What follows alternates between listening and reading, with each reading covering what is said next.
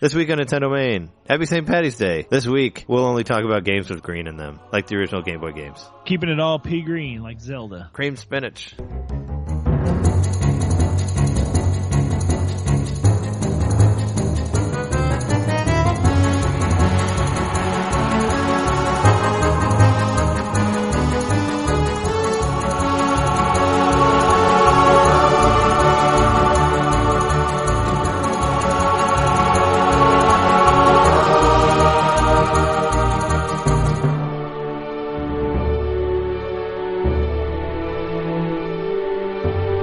Welcome to NintenDomain.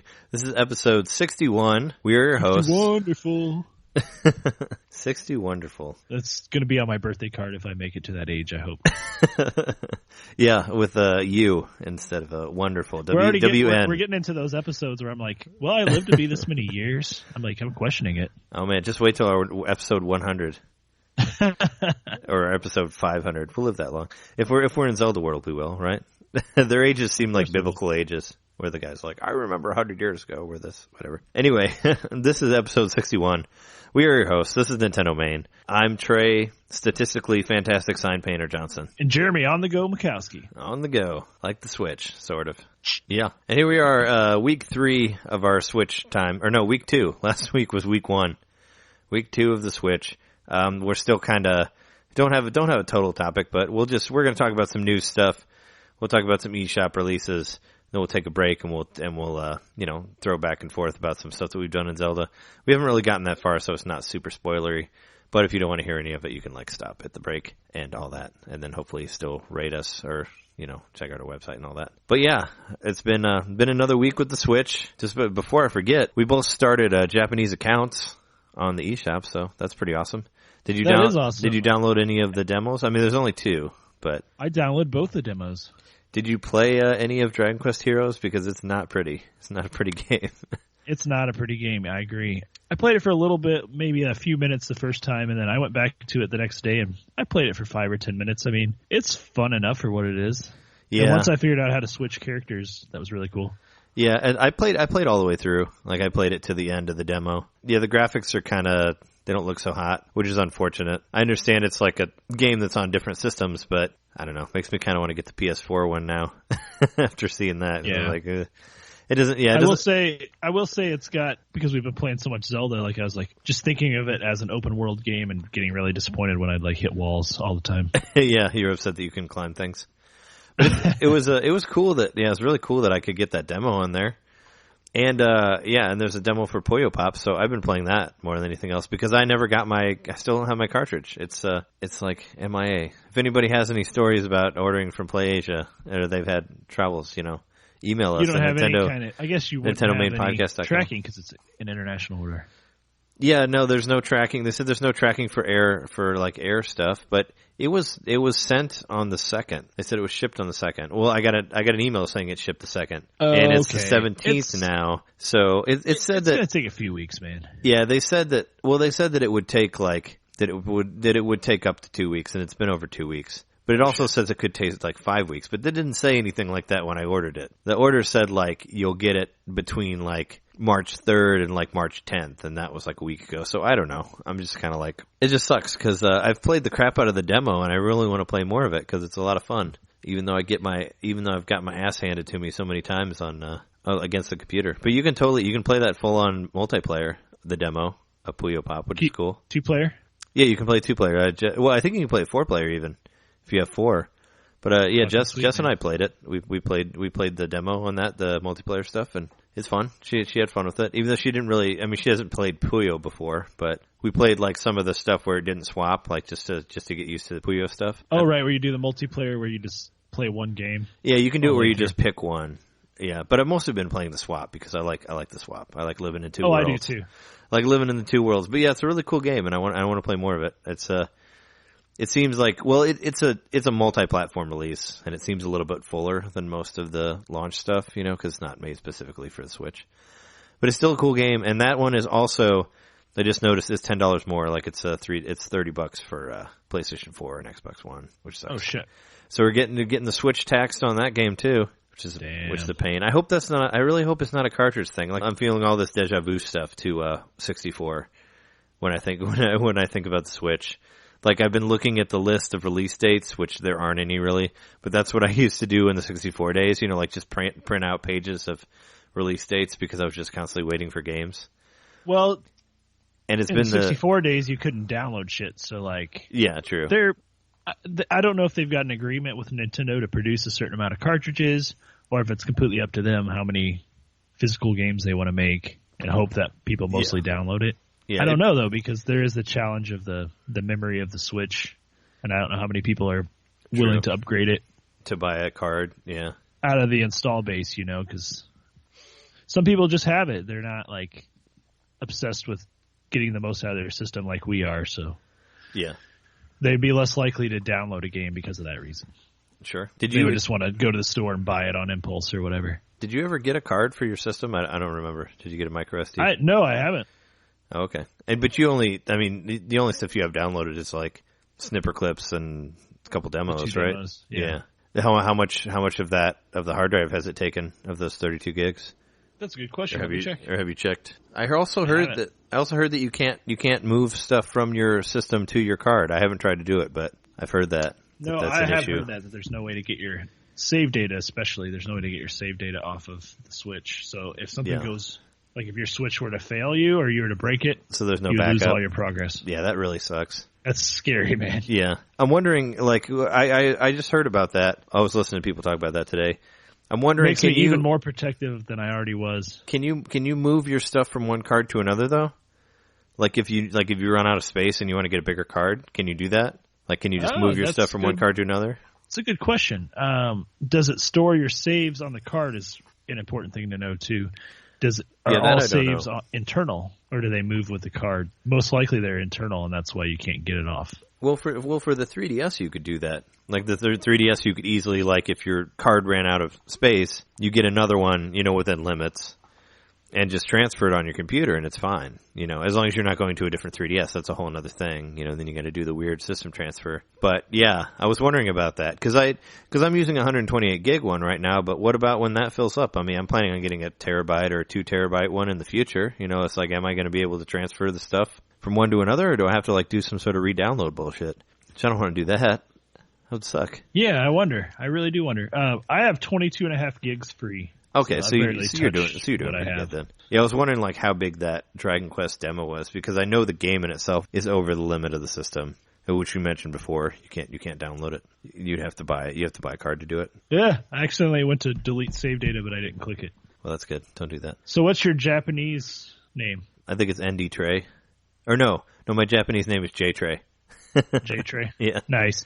So my first thing I put in was Japanese. I really wanted that to work out, and I went through all the motions with it, but it wouldn't give me the confirmation email.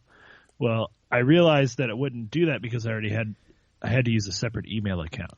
Oh yeah, I actually had a really hard. I went to I have an email account for my YouTube channel or whatever, just set up for that, and so I used that one and set up Jerantula. That's my name on my Japanese. Oh yeah, my name on the system when it switches from one to another, like my nickname is J Trey, but my Japanese name is ND Trey, like a NintenDomain Trey. Oh, okay. Is what I did for that, and I used the email. I used the show's email for that, the NintenDomain podcast at Gmail. Oh, so, cool. But I actually had a really hard time signing into that because there's a weird thing, like when you try to come in and sign in to like link your accounts.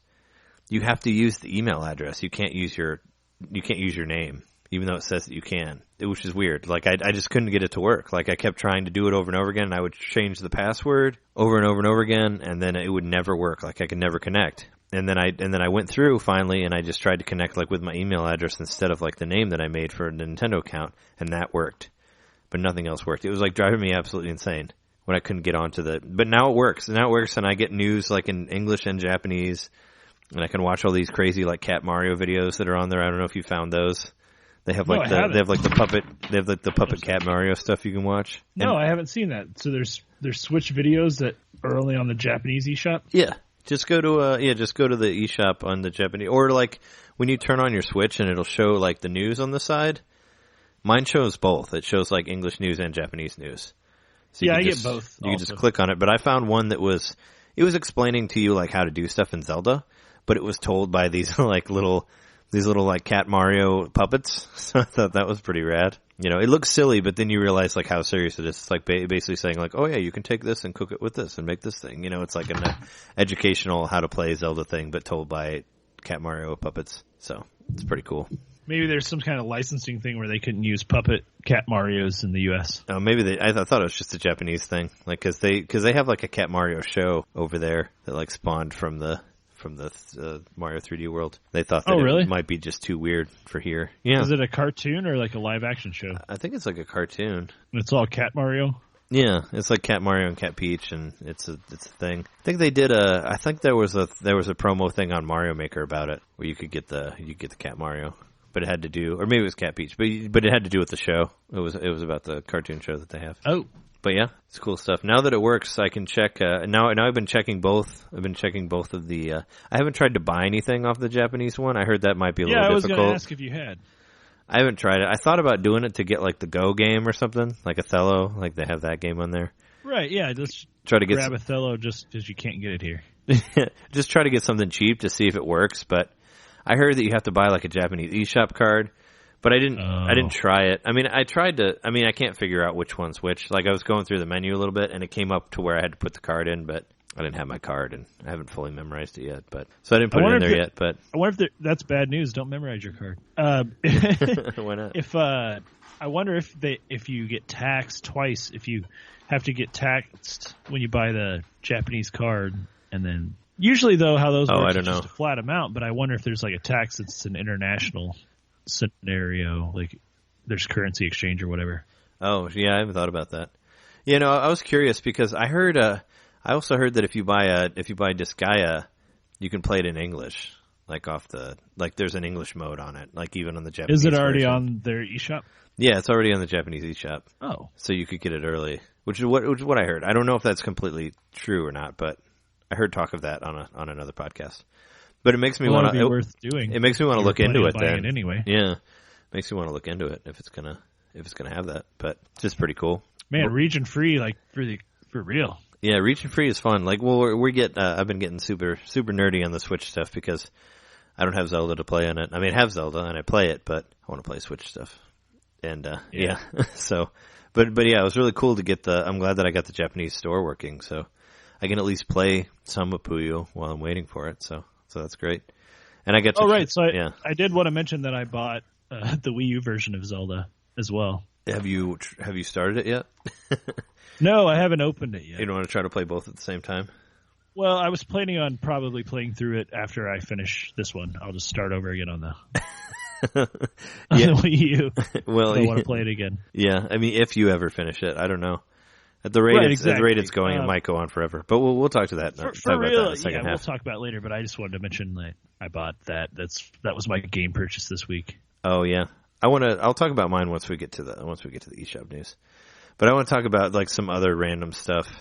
Have you watched any of those videos that are on, like the making of Zelda videos that are on there? Those are pretty rad. Are there more than one? I've only seen one. There's like 3 of them, I think, on eShop. Okay. I've only seen one of them. Yeah, they're on the eShop. You can actually, I think you can watch all of the. It's either on the Nintendo YouTube or on the eShop. Also, you can watch all of the GDC talk also, where they talk about like the making of Breath of the Wild and their 2D. How they had the 2D Zelda that they used like to kind of plan it out and do the physics and all that. Yeah, that's the one I think I watched. Oh, okay, that's a different thing. That's just the GDC presentation. There's also like some making of videos that Nintendo made that are on the Switch, which you can watch, which are like 10 minutes. And I think there's like 3 of them where they just go in and talk about. I haven't watched all of them yet, but it's pretty rad that they did that, you know, where they just do interviews with the guys and they talk about, like I watched a little bit of the one, like just talking about the original premise, like they were like, how they're like, we want to break like all the rules of Zelda, like we want to, you know, do different things, like from, you know, stray away from what all the other games did and all this stuff. And I like all talking the ideas the premise. The young like developers had. That's the video I watched. Well, that was in the GDC also, like where they talked about like how Link had a motorcycle and Bowser was like wearing a Metallica shirt. Like all that stuff, like there. Oh man, did you see that game on the eShop? Speaking of motorcycle, like on the Japanese eShop, I was looking at I went through and I looked at the videos. The one that's blue and yellow, where it was like a witch on a motorcycle, but she also had her broom. Yeah, I saw that. She was flying around on a motorcycle. Yeah, I don't know what that is, but I saw it. I did see it on there. It looked fun. Yeah, you can get what the fuck's going on here? She's got her broom, but she's riding a motorcycle through space. Well, you gotta have preferences. Sometimes you want a broom, sometimes you want a motorcycle. Maybe you can switch, yeah. Yeah. Speaking of which, I forgot to say it, but our opening thing was a joke, by the way. Because we're not really talking about Game Boy straight up stuff. I'm sure you figured that out by now. We will do a Game Boy original episode eventually, I'm sure. Yeah, when we do our Cream's Finish episode, and that'll be next St. Patty's Day. Next St. Patty's Day, we'll do green theme stuff. Yeah. We talk about our cream spinach diet. Yeah. We're talking about back in my day, we had more than 4 dungeons or whatever. I don't know. I was trying to be like, the old Zeldas are better, but they're just different. But yeah. Back in my day, the screen scrolled. And we were proud of it. Yeah. Made our hearts swell with pride every time. Yeah. We knew there were different sections that had to load. Yeah. We were proud of that loading time. It's important. It's important to all of us. We'll always have loading time. That's universal. They're still kind of... It's timeless, I mean. Yeah. So there was a couple news stuff that I made note of, sort of. I mean, there was some Twitter shit that happened. What was it? There was a weird South Park Twitter. Did you see that? That there was some... Are we going to get a fractured butthole? Apparently not, because there was there was some sort of thing where they referenced that episode where Cartman froze himself for how many weeks for the Wii, and he ended up going to the future. I think they were referencing that because of the snowstorm, and because the Nintendo had just come out. A new Nintendo system had just come out, is what they said. Well, maybe if you want to dig even deeper, maybe it was referring to how Link is frozen for 100 years in the game. It could be, but they were asked directly about the tweet, and they said it was just a joke, and that they had no plans for bringing it to the Switch, which is unfortunate. That would be cool. A lot of people were getting excited about it. Apparently, there were some leaked pictures of supposed Telltale Switch stuff too. Did you see that? Pictures of Batman, of the Batman Telltale game, and the... Oh, I did see that. Guardians of the Galaxy, the Telltale thing, IPs. Yeah, I saw that on there. That was. I guess it's been 2 years as of today, which is March 17th. It was 2 years today that Iwata first talked about the new device they were working on, which ended up being the Switch, the NX. Yeah, what was it? Yeah, I didn't know. Yeah, I remember. It's where he was first talking about how they were making games with Dina for mobile. Yeah, that's when that first was kind of announced 2 years ago today, and then he also mentions the new whatever the new system is. He talks about it a little bit. Yeah, well, that's what he's. Yeah, they originally did that to make everybody know that they weren't going straight to mobile, that they were still going to dedicated game platform with brand new concept under development. Developer codename NX. Yeah. Details to be announced next year. Yeah, and that was true. Rumors to be claimed that they're in 2016. Facts for years. Yeah. And then there was all the dumb shit about NX, which I'm really happy that's not happening anymore. But we're still getting rumors. Yeah, it's over. What do you think happened to Emily Rogers and Laura whoever Dale? Where do you think they went? Oh, they're out in the wilderness, hiding in their holes wherever to waiting for the next thing. Waiting to show up. They're hibernating for the next the next leaked system that'll happen in 3 years. They're waiting to show up again and be like, "Oh yeah, I heard that this is happening." Yeah, they all kind of disappeared after. Well, unless I don't know, I don't follow their Twitter. I'm sure they're still talking smack about whatever. There's going to be Joy-Cons for the Joy-Cons. They're little tiny ones that go on the top and bottom of the Joy-Con. Yeah, so that you'll always have 6 controllers with you, and they're $100 each. So, other news. I saw that, was it Factor 5 said some shit about the Switch? Did you see that? The guys who made, the Star Wars games, the Rogue Squadron the Rogue Leader and Rogue Squadron or whatever. Yeah, the co-founder, Julian Eggbrecht, however you pronounce his name.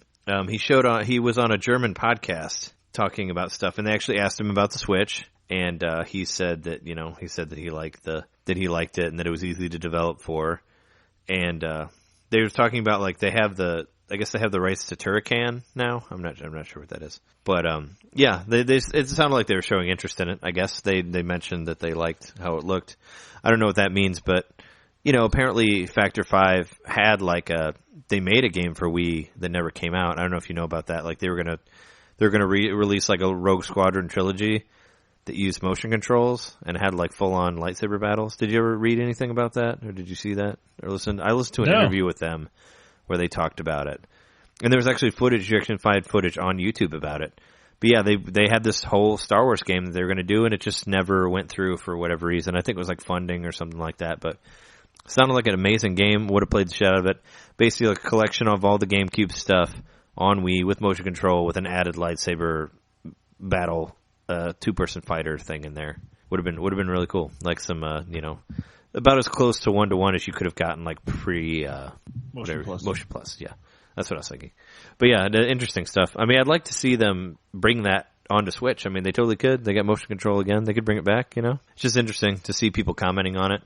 Apparently, somebody tweeted at Dennis Dyack, I think they're still together, Silicon Knights programmer.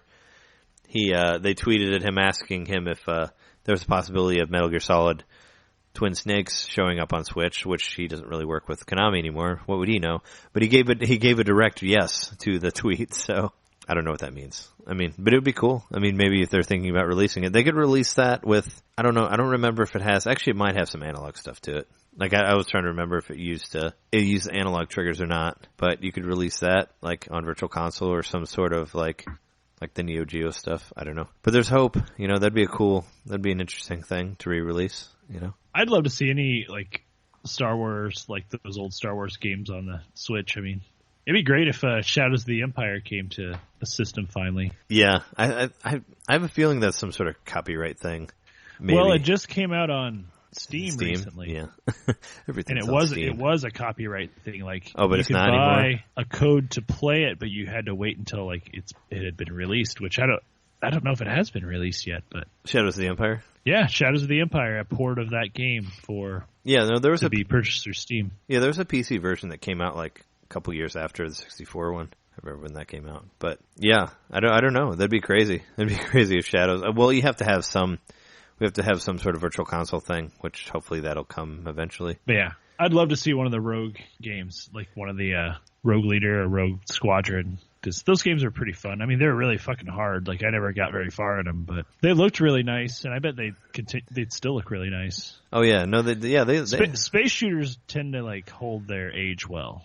Oh sure, because you're just kind of like got to render a big open space and like one thing, and and then all the shit that's coming at you. But yeah. Well, it doesn't really need to look that much better, I guess, for what they have there. They still look like ships, Those games are really cool, though. Like, the really cool thing about Rogue Leader, I think it was Rogue Leader, or was it, well, whatever the third one was on GameCube, the sequel to the launch game. Yeah. They put, like, all of the original game on there, but it was 2 players, which was really cool. They put, like, a co-op mode on it, on the third one that was released, which I thought was really, really cool. That was like a split screen sort of thing? Yeah, there's a split screen co-op mode on there. On Rogue Squadron 3. I think it's Rogue Leader or whatever. The one that had the weird, had like weird 3D, or had weird like third person shooting stuff in it. Oh, okay. That one had all of the first game on it in full co-op, which was really sweet. If you're good it's really fucking hard. Like I tried playing it with a buddy of mine, but it's difficult to play. But it was really cool that it was included on there.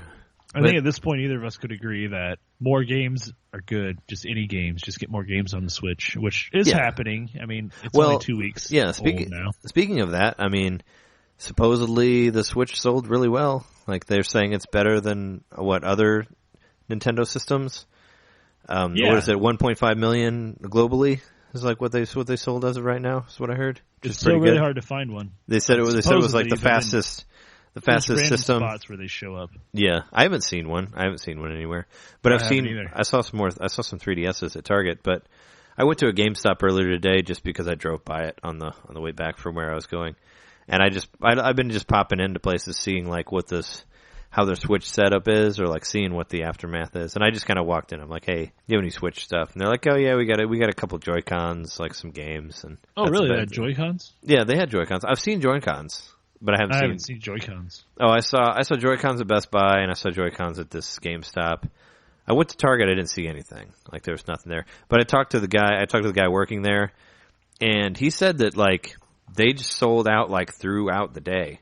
Like they didn't sell out all of them until like 8 or 9 o'clock, like in the night. So I could have just went straight to Target and bought one. He's like, yeah, we got like 200 of them, and maybe like 10, 15 people showed up in the morning, and people just kind of kept showing up like throughout the day, and then they were gone in the day. But it was like wasn't until like almost close that they were gone. I was like, wow. And that was like on that Friday. So that was crazy. Because I think I think I said it like on the launch episode we did, but I feel like anybody who was trying to find one got one. Like if you went to get one like at a midnight release, or if you went Friday to buy one, wherever. But if I could have went to Target and got 2, could have gotten another one. Tried to sell it online for $500 or something. Which I don't know. I've never really done that, but I probably could have. If I went over there. Yeah, I mean, if I found another Switch in the wild, I probably would buy it and probably flip it. Sure. Because it would just take the money off of what I paid for my first Switch. So in my mind, that's okay. For sure. Whatever profit I make, just makes my Switch cheaper. So I'm not trying to make like huge money. I just want to because that's kind of an idea I had with the 3DS I bought. I ended up just taking it back, but I had found one of the Galaxy 3DSs and I held on to it for a couple of weeks and noticed that it wasn't really selling for much more. It was like $15 or $20 I could get for what I paid for it. Those aren't really those right. aren't they're not rare systems though. I've seen Galaxies more than anything else. Well, and I opened it up and I checked it out, and it only had one of the nice screens. So I was like, if it had the double good screens, I would have kept it, but it just had one. So yeah, then you could probably sell it for more. Yeah, and since then I also have seen 3DSs. I haven't seen any more Galaxy 3DSs, but I've seen other ones. I've seen different size 2DS. Well, only the one size of 2DS, and a couple of different models of the new 3DS. I've seen 2DS micros. Have you seen those? They're awesome. You can hook them. You can connect them to your keys. They're really cool. You can wear them as keychain. They're the best. The 2DS micro is my favorite. It's actually, believe it or not, that's actually 5 screens. The micro? They had to use really small, like 5 really small screens. Yeah, the 2DS micro is like the size of the Game & Watch. It's awesome. It's super small. But yeah, no, I saw the Galaxy at Target like just when I went there. I went there last week, and I saw Galaxies, the 3DS Galaxies there. Yeah, I'm dealing with a pretty low amount of stores to look at, and I've checked a couple of places, and I haven't even really found much more. I've seen Zelda, copies of Zelda, and I've seen those 1-2 Switch, and Zelda 1-2 Switch, and I haven't seen any Just cases, Dance. surprisingly, because I kind of wanted to buy a case. Yeah, I didn't see any cases. But I've seen Zelda 1-2 Switch and Just Dance. I've seen those games. I haven't seen Just Dance yet. Well, this is in our eShop part, but I saw Binding of Isaac. I saw a physical copy of that at GameStop, but that came out today, so they had that. Oh, you can buy a physical copy of Binding of Isaac? I didn't know that. You can, yeah. I found it at GameStop today. Let me talk about one. I got a couple more news things, and then we'll get into the eShop. As far as like older systems, you can buy. There's a big Monster Hunter sale going on for anybody who wants to know where all the stuff from Legend of Zelda: Breath of the Wild came from. You can buy some Monster Hunter games for cheap. I think they're all like $10 off. They seem to have a lot of sales like these, but Capcom's doing it again through the 22nd of March. So if you have any time to spare from Zelda, you can get those. I think they're play some Monster Hunter. Yeah, no, I mean Zelda does borrow a lot of stuff from Monster Hunter, as I said in a previous episode. So if you want to see the roots, check those out for cheap. Also, and this is not really a Nintendo topic, but I guess it sort of is because he's said shit against Nintendo. But did you hear that Colin Moriarty retired from video gaming or from talking about video games? Did you hear that? No, I didn't. Ex IGN guy used to do Podcast Beyond. Actually, used to listen to his Podcast Beyond stuff. I always thought his views were a little questionable because he was openly Republican for a bit there, even though he did actually leave the party due to his own distaste for their racism and all that stuff. But yeah, he just recently tweeted and said that he was done podcasting and all that stuff for a living, and he was going to get into politics or something like that. But I thought that was kind of crazy that he. No, I don't remember much about Colin. The name's very familiar, but I didn't really. Well, you can. It was like Colin Moriarty, Greg Miller, and Tim Geddes. They all worked for IGN, and while they were working for IGN, they realized that they had, that they were like had a lot of net worth like as themselves. They basically figured out, right? They had established. Well, yeah, Colin Moriarty and Greg Miller, they were doing the PlayStation podcast, so like they were kind of known for that. And Greg had like heated up at noon, like before Brian Altano did it and all that. Well, Brian Altano still wrote for it, but he was like the main guy. Anyway, they realized that they could do all this shit on their own and not have to work for a company and make money doing it. So they just left IGN and started their own company called Kind of Funny Games, which I thought was pretty cool. Like I never really watched much of their stuff, but I respected like what they did there, you know. Like I thought that was cool. Like they realized they're like, "Oh, we should just do all this shit ourselves and make more money doing it." So they left the company and started their own thing. And I was just kind of like when Colin was like, "Oh, I don't have any time because all I'm doing is talking about video games with all these people. I don't get time to spend with my family." I'm like, come on, dude. You're making money podcasting. You're like living off of talking about video games. Like don't bitch about it, man. I think you're living the dream and you're like, you want out? I don't know. I just thought it was something to mention because he's kind of a big name. He's talked down on Nintendo somewhat, I guess, you know, like he's criticized the other systems, but I did respect his opinions on RPGs for the most part. Like he knows that Final Fantasy VI is the best Final Fantasy of all of them. And he talked at great lengths about that. But, I don't know. I just thought it was something we would mention just because it's another podcaster, a podcaster stepping down, and he will be missed, I'm sure. And I did listen. He'll be podcasting live as a politician. Yeah, maybe. I mean, he's actually seemed like he had his head on straight as far as like political stuff. Aside from because when he said, when he was we said he was Republican, I was like, oh shit.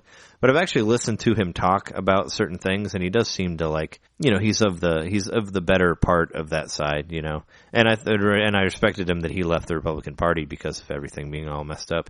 Even though I did watch him do a whole thing talking about how he was going to vote for Gary Johnson during the election and all that, which I was kind of like, But yeah, I've read some of his articles. He has some interesting things to say. But if he wants to get involved in it, like in hopes to save our whatever right now, then more power to him. I thought it was an interesting thing to talk about on the show. And, if you listen to this, Colin, way to go, man. Go do good things and all that. We'll miss you on the airwaves. Sure will. Yeah. You guy. You should listen. You should listen to some. I read his shit back in the day when he was on IGN. I'm sure. Look him up on YouTube. He's got all sorts of shit on YouTube. Him and I think Greg would do like a whole show like about his views, or they would talk about whatever. He's very opinionated, and I guess some people would think that maybe he came off as an asshole. But if you listen to him long enough, he's intelligent. He just feels ways about things, A controversial tone. Yeah. But I did find his stuff definitely interesting at all times. So I just thought it was something to talk about on here. Anyway, I think that's it for the regular news for right now that I have. Do you want to go and talk about some eShop shit? Sure. All right. That was a little eShop fanfare for you. Yeah, I just added a little theme there. We might change it. I don't know. Since like everything's like all fun now that we have a new system, and Nintendo's actually been saying that they're trying to make sure they get stuff out every week and all that. And I was actually really excited. We've been kind of waiting till Thursday nights. So we actually had to record on Friday this week because of work schedules. But we've been trying to record after the eShop stuff, especially because of like last week's huge surprise, which, I'm still playing those games.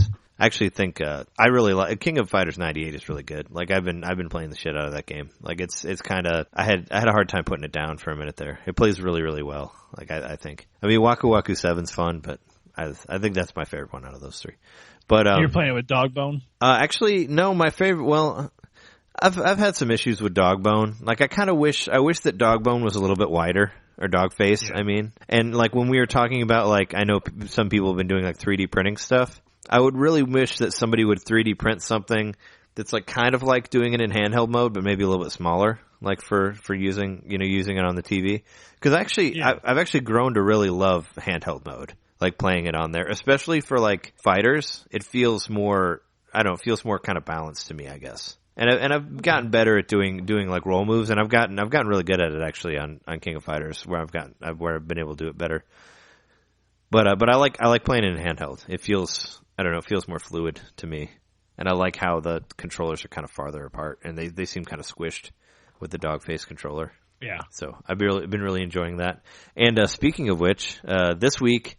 All those games that were supposed to be launch games finally came out, like World of Goo, Human Resource, right? and the burning game that I didn't like that I bought for Wii U. Little Inferno. Little Inferno, yeah. So those 2D boy games came out, the ones that were supposed to be launches, they finally came out this week. And I like World of Goo is probably like one of my favorite WiiWare games. That was wonderful when it came out. I fucking love that game. Like the soundtrack is amazing. Like it almost sounds like it sounds like a Danny Elfman score, you know, like it seems like it's inspired by that. It's like dark. Yeah. It feels like, you know, almost kind of like Tim Burton-y tones, and I like the way everything is drawn, and it's super like dystopian. Like the world pretty much ends like in the game, you know, spoilers. It's like 10-year-old game practically. But yeah, it's such a great game, and I ended up buying it again just because of the way you can play it. Like it has like sort of a simulated pointer mode on it that you can do, which basically kind of works like the way Skyward Sword did, where it does the gyroscopic tracking instead of using the sensor bar. So basically you kind of like lay it down, you know, let it like reset itself, and then you just point at the middle of the screen, and then it'll register as that being the middle. Even though, since there's no like bounding box, so to say, like how the old shooters had it on Wii, it's really easy for you to go off the screen and it to like get messed up is the only thing. So it's not really the ideal way to play it, but it was really interesting that it has it on there, you know. Does it also just let you use like a cursor with the C stick? Or stick? No, you can play it. You can play it like straight off the screen in handheld, like with no controller, like just like a phone, which is how I've been playing it. Yeah, you can play it with just the tablet, which is awesome. Like I guess that Voa's game that came out, you can do that too. But this is the first game that I've got where you can actually do it. And yeah, I've just been playing the Switch like just with the tablet, and you could just use your finger and touch everything. As far as I can tell, I tried to get it to work like with the controller, like in handheld mode, but it didn't. The only way you could use it as a controller is as like a simulated pointer or on the touchscreen. But still pretty good, you know, for what it is. And it's interesting to try out, you know. I was really curious to see like how well it could like simulate Wii games, you know, like in case they wanted to do something like that. And it worked, like I said, it works pretty good, but it's easy for you to get off, but you just point it back to the middle and hit start and hit plus, and it'll reset. So you can reset it whenever you want. So it's not that bad, but it's still kind of like, it doesn't play as well as the Wii did. But it's a great game. I haven't played it since it came out on the Wii, and like I said, I like that game very much. It made me wish that it made me had hopes that we should do like a best of WiiWare episode in the future at some point. You know, I was like, man, we should do that because WiiWare was like the beginning of like indies for me, you know, because that was like the first time I could just buy games online, you know, was on the Wii, because it's the first system I had that had an online shop, because I didn't do like Xbox Live or anything like that. So like I was really impressed by most of a lot of those games on there I really liked, like the was it Lost Winds? Like that game was cool, and yeah. And then like the Castlevania Rebirth that was on there, and there's like a Contra game also that Did you ever play Moto Heroes? Did I? I don't know. I feel like I played a lot of games on there. Which one was Moto Heroes? Is fucking awesome. It's like a side-scrolling 4x4 game, but it's like physics-based, so you're going like through loop-the-loops and stuff, and you have to rotate your you're in a car? Truck as it goes. Oh, and it was on WiiWare? Yeah. Oh, okay. No, I didn't play that game. It's fucking cool. So we'll talk about that on that episode. Oh yeah, sure. I played a lot of them. Like I played I don't know. Yeah, we should do. Yeah, I'd like to do a whole WiiWare episode, just because there were so many. I thought there were a lot of really good stuff, and it was like kind of the games that I was looking for, you know, because a lot of them were inspired by like Super Nintendo games and were more like 2D and all that. So yeah, I totally ate it up. And like I said, this game in particular, World of Goo, I played the shit out of it. You could download the soundtrack for free. I still have it on my phone. Like, I actually fell asleep listening to it the other night, like after I played the game, just because I like it so much. And there's probably gonna be a couple songs of it on this episode, just because I fucking love that soundtrack. But yeah, I was very happy to play it again. And did you know? I read up on it a little bit. Apparently, the guys, I know they didn't make like as much as they wanted to off the game, but apparently, from what I heard, it cost them like $10,000, like of their own life savings, to make the game. Like it was like two guys that made it, and when the game came to PC, they didn't pay for like the DRM for like the piracy protection, and they said like 1 out of every 10 people that played the game purchased it. So like 1 out of 10 bought it, and everybody else stole it. So they kind of lost a lot of money in that way, which sucks. But it's released. It's been released like on so many platforms now that hopefully they made the money back. But if you never got World of Goo, Totally get it on the Switch. It's a great game. It's a very beautiful game. It's very dystopian. It has a lot of cool ideas to it. What I mentioned at the top of the show, I was quoting the sign painter, which is little stuff, like little helper stuff that's kind of jokey in every level that they say, which, I get a kick out of his stuff. But yeah, I've been playing through that again. I think I'm on like the third set of levels. It's not that long. The only thing that kind of sucks is, there was a 2-player mode on the Wii version, and from what I can tell, I couldn't get both Joy-Cons to work. I could only get one Joy-Con to work. And it's only the one on the right, weirdly enough. Just the right Joy-Con. So I couldn't do 2 pointers at the same time, so I couldn't do 2-player stuff. So I was going to say, to give an idea of like how long this game's been around and how early it kind of is, and as far as like it being an indie game that was multi-platform. I bought this on CD-ROM at the store because I wanted to play it so bad. Because I didn't have a Wii at the time. Like I wasn't able to afford a Wii when this game came out, and I think they were still hard to find. But I also didn't have money to buy one, so I had a laptop, and it was also released for PC. So I just went to the like Walmart or some shit and bought it, like an actual disc of it. I think I still have it somewhere. Oh wow! But, you could download it for the same price, but I didn't even feel like doing that. I was at the store and I saw it and I bought it, a physical copy of it, for PC. Yeah, so that's old school. I loved it with the mouse controls. That's how I've played it. I haven't played it with pointer controls yet. Oh, okay. Well, you can imagine it's similar. It's just, without the pad. It's just, but yeah, I always felt like it worked better with pointer controls. I guess I could be quicker for the building stuff than using my finger. And also, like, with using your finger on the screen, sometimes you kind of cover up some of the action, so it's kind of hard to see exactly where you're putting the guy, Screen. I wonder what that's like. But it works okay, but that's my gripe with it. You can't necessarily, it's not ideal. Like the number one way to play it is with the pointer. It's just the problem with this version is it just gets a little off, and you have to restart it. So I've been playing back and forth on it, but I'm still having a lot of fun with the game. I couldn't resist. I had to try it. Especially when I heard there was simulated pointer controls on it. I was like, shit, I got to get this game. So it was $9.99, so I just went ahead and got that. And it's been so long since you played it that you probably actually want to play through it again. Yeah, I haven't played it since like 2002 or like whenever the fuck, or was it 2004? When did the Wii launch? I'm sure we talked about this. Oh yeah. So it's probably like 2007 when it came out. Oh yeah. So there was one thing I forgot in the news. Did you see the Disney Afternoon collection? Have you seen that? No. Where it's like 5 games from the NES that's getting re-released on PlayStation 4. Oh yes, now I remember. Yeah, I'm really bummed that it's not coming to Switch, and I hope somebody put it on Switch, because it's like, well, we did a DuckTales episode, way back when. I was going to look at the number of it, and I forgot what number it was. But we did a DuckTales episode. Go back and listen to it, where we talk about DuckTales 1 and 2. But this is like unaltered DuckTales 1 and 2. Well, it's the NES version. It's not like the remake. It's not like the guys that remake everything. We did DuckTales episode 30. Oh, okay. Yeah, episode 30 was our DuckTales episode. The guys who did like Contra 4 and all that, they did a newer version of it, like an HD version, with like voice acting and all that, added like too much extra cutscenes in there. This, you can play it straight up on this. It's DuckTales 1 and 2. There's a rewind button on it, which is pretty cool. Like, so when you die, you can like go back and like start it again, like sort of a save state type thing. Oh, cool. The Tailspin's on there, Darkwing Duck's on there, Chip and Dale Rescue Rangers. So yeah, I was like super excited about it. I guess it's coming out like next month for PS4. It's just like that type of game. It's just like, that's such a Switch game. Like, that should really be on Switch, especially because they're all like NES games, And I love DuckTales, and I would have loved to play it. Like, I would have bought the newer version of DuckTales if you could unlock the original DuckTales on there. I would have totally got it, just to get the original one and play through it. Seemed like such a missed opportunity. Yeah.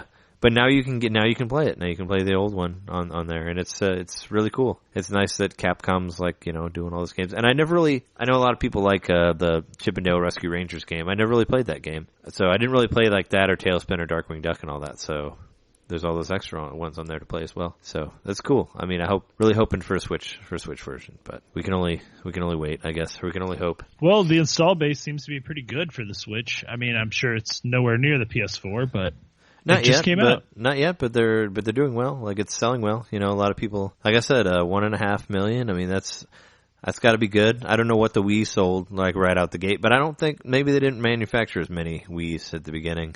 Well, if I remember correctly, the Wii U actually sold better out the gate than the Wii did, but that's because of the they had more supply issue of the Wii. Oh, sure, yeah. Because the Wii's I don't think there were a whole lot of them, like at the beginning, or maybe they just didn't know. Yeah, it's crazy. And supposedly this time around, Nintendo is also surprised by how many people want systems and they're amping up production. Yeah, I saw a thing with Reggie. I actually saw a couple things from Reggie. I saw him commenting on the screen scratch. Did you see that? On the scratching of the screen with the dock? Yeah, basically he was saying there's so many of them that it's just part of a hardware launch. Like that stuff's going to happen within like the demographics of a hardware launch, right? Oh, the quote that I read from him was he was talking about the events that we went to. He's like, we sent all these people out to do all these all these Switch preview events, and none of the screens were scratched there. Think about that. That's like basically what he said that I read.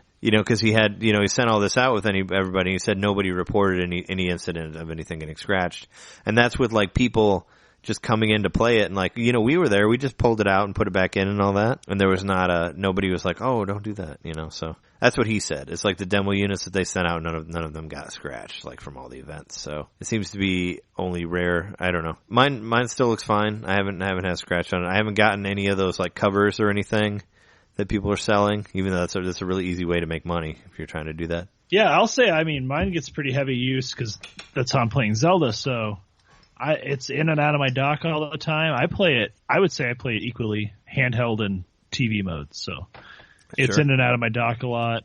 Have you got a cover for it or anything having like any that? trouble with it. Yeah. But I was like, that's basically what he said, is like nobody reported it from all the previews that they did, and I don't know. It's not like he's saying that it won't happen, but maybe you just got to stretch your dock or whatever. I don't know. But yeah. And what else were we saying that he said? Oh yeah, he was saying he was also saying that they were going to try to not do the NES Classic again, where you won't be able to play anymore.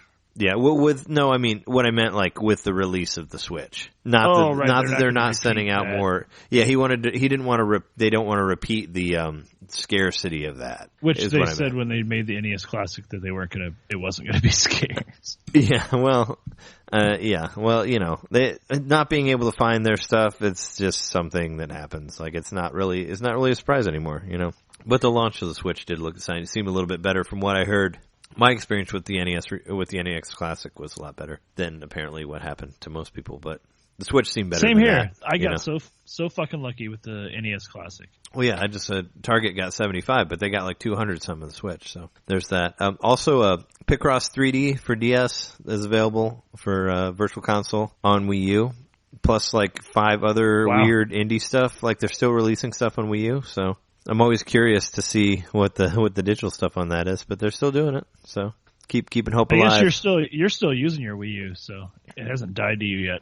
Oh, it's still not dead to me. I still have games I have to finish. My Wii U docked controller is actually directly behind the dock I use for my Switch. So like when I put my Switch in it blocks the Wii U. Oh, so it doesn't keep the Joy-Cons from syncing. I heard that somebody saying like other mechanical things by whatever. I don't even have my Wii U plugged in. Oh, okay.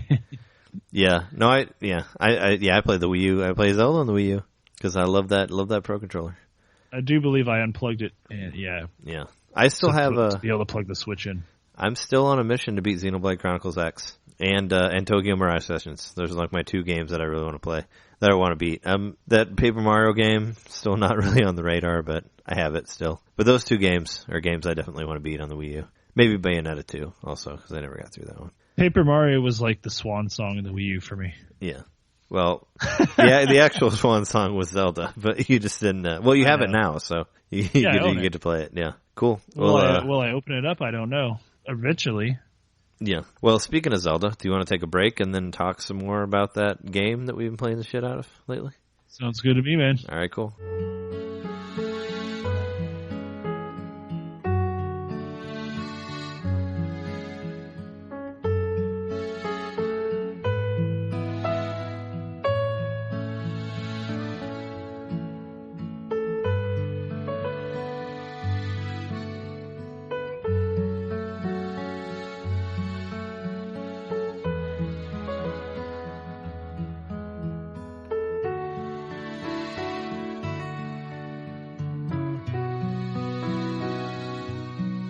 How's your count like for Zelda? Like how many shrines have you done? Did you look? Shrines, I just hit 56. Oh man, you're beating me. I got 49. Yeah. 49 shrines. And 50... I built up my stamina meter a lot, and then I realized I had to build up my hearts. Yeah. Yeah, I did it. I've got a double stamina meter, and it's really nice. Yeah, I have like 1.5, I think. Yeah, but I have stamina and a half. But I've been using a lot of, like I said before, I've been cooking stuff that gives me like extra stamina rounds. So I have like 2 extra yellow ones on top of the green and a half. Oh, where you get the you get the bonus. Yeah, because if you don't touch it, then it just stays there. Yeah, because if you don't use all of your green, it won't go away until you use all. You have to use all of your green and then get into the yellow.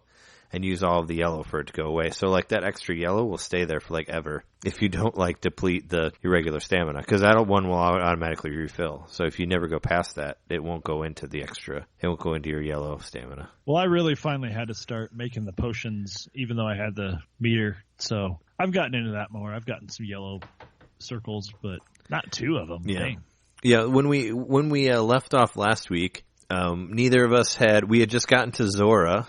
And we had not defeated Lionel yet. I've destroyed 2 Lionels now. I've only beaten the one Lionel. Once I figured out how easy he is to beat. Like you just stasis that motherfucker. Oh yeah, and mild spoilers. We haven't beaten it yet. And I still don't feel like I've really done a whole lot. I beat 2 dungeons, but I've mostly just been exploring around. Yeah. Anyway, and I'm in my 2nd dungeon, but I kind of left it. Well, I got into the dungeon 2 or 3 days ago, and I've just been doing other stuff since then. Yeah. Well, you said you didn't have you said earlier that you didn't have the right clothing, like for it. That it was too cold. Well, I wasn't too worried about it. I knew I just needed to go and make some potions. But yeah, I was too cold. Oh, because you can buy you can buy armor in Rudo. Is it Rudo Town? What's it called? Rito, I think. Isn't it with an I? Rito Village. Rito. Or Rito. However you pronounce it. I don't know. Probably Rito. But yeah, the guys that it's basically it's like a slowed down version of the theme from the bird people from Wind Waker, from Dragon Roost. Did you notice that? Yeah. The music there is like a slowed down Dragon Roost. Yeah, it's like a more somber Dragon Roost style. Yeah. But yeah, out of the and I like that they have the owl. There's like an owl elder that has he has feather fingers. It's like they look he almost looks like fingers. A Goron when you just glance at him. Yeah. Oh, that's a big owl. Oh yeah. But yeah, there's a clothes store in there where you can buy clothes that'll keep you warm, and you can fully upgrade that with from the fairies as well. I didn't have enough of the red flowers to do it, but if you find the barbarian armor, which the helmet looks a lot like the like General Kale's face from Willow, it's like the skull with the horns and all that. You can upgrade that with Lionel horns and Lionel hoofs also, which I haven't gotten any of those yet. I don't think I've sold any of my Lionel parts. I think I've been saving them. Yeah, don't sell any of your stuff. Like I sold my monster parts to the monster guy. Oh, I haven't found the monster guy. Oh, the monster guy let me get a couple of masks that let me blend in with bad guys. Those are really good for some of those like fetch quests. Yeah, I heard about those things, but I haven't found them yet. I haven't found a monster guy, so he bounces around kind of like the like Hestu, the Koroxide guy. Yeah. Yeah. Well, once you get to the Lost Woods, which we both did, which we both got to. He's in there. Like once he gets there, once you get to the Lost Woods and once he's in the Lost Woods, he doesn't move from there. That's where he'll be the whole time. Yeah, so I found him there, so I guess I'll always know where he is. Did you do any of the trials? Did you do any of the 3 trials in the Lost Woods? Yeah, I've beaten one of them, and then the second one's frustrating me a little bit, but I'll beat it eventually. Is it the wooden armor one? It's the one where you have to follow the guy. Oh, that one's frustrating too. Did you beat the one where you have the wooden armor set though? No, because the one I beat was the one where you had to the one where you have to follow the trees and stuff, which is probably the easiest one. Yeah, that's the easiest one. For me, it was that one was the easiest one. Then the one where you follow the guy, and the pain in the ass one was the wood one. That one really really frustrated me. Uh-oh. But I made it through. It's just, you'll figure it out when you get there. It's just like they basically give you a certain set of armor, and you can't lose the armor. So if you get shocked and you drop the armor, you automatically fail. And if like the water, there's a lot of fire stuff in there, like people throw fire shit at you. If it gets burned, if the thing gets burned, you lose. There's a lot of quicksand there, and if you fall on that, you go all the way back to the beginning. So like, there's a bunch of shit that's just you don't have to piss beat you all off. The trials, right? Though they're just 3. They're shrines. There's 3 shrines. They all end with shrines. So if you want to get all the shrines, you have to beat them. But it doesn't have anything to do with the sword or anything like that, obviously. Yeah, because we both have the master. Talking. Yeah, we both have the master sword now, which I thought it was kind of weak. It's a level. It's like damage 30. And I don't know yet because I'm still dealing with the cinematic of it because I just I put the cinematics happening and I just put it in sleep mode. Yeah. I haven't really used it. I haven't really used it at all, except for like a couple side quests where somebody's like, there's like a girl that you find that's like, oh, I can't wait to meet the hero with the sword, and you have to go to her with the sword, and then she gives you some stuff. But I love the shrines, but how disappointed are you when you go to a shrine and it's just like, you have the abilities to get to this shrine, and that's the end of it. Oh, what do you mean? Have you gotten any of those? Do you mean the one? It's called like blessing or whatever. Oh, well, that's the one. You have the abilities to get to this shrine, so here you go. Oh, you mean the ones where there's just a treasure and the guy? Yeah. Yeah. They do that because getting to the shrine is the puzzle. Yeah. So I actually like that because some of them are really, really hard. Like we talked earlier about the island. You found the island where you lose all of your stuff, and they basically put you there in your underwear, and you have to find all your stuff and beat everybody. That one was really hard. But yeah, they do that because, and I kind of like that, where it's like the puzzle of the shrine is outside of the shrine. So then when you get to the shrine, you don't have to do another puzzle. So I'm fine with that. I have no problems with those ones where you can just walk through it. Well, the few of them that I've run across have not been that difficult to get to. Yeah, all of the trials are like that, like the ones in the Lost Woods. Like when you get to the end, it's just you just walk to the end because getting there is the pain in the ass. Except for the first one, which wasn't one of the trials. But the one you just find there. Did you find the trial with that has all the constellations in it? We have to that's the one I was talking about. What do you mean? Oh, that's the one in the Korok place? Yeah. Okay. I actually had to look online for that one because I just didn't have patience for it, and I could not figure it out. Even after I looked online and looked what it said, I still couldn't figure it out. I took it with me to the toilet because you can do that with the Switch, and I had a little bit of toilet thought with it, and I figured it out on the toilet. The only time I've had so I've used the internet twice now. I used it to find the fucking Korok guy because I'd played for like 50 hours and hadn't run across him a second time yet. Yeah. And I was getting really frustrated about that. And then the other one was the first dungeon, and I feel terrible about it, but I just couldn't figure out how to get the map, and it was something that I had done in a. Neither could I. Yeah, it's something I had done in one of the shrines before. I'm like, oh shit, why didn't I remember that from the shrine before?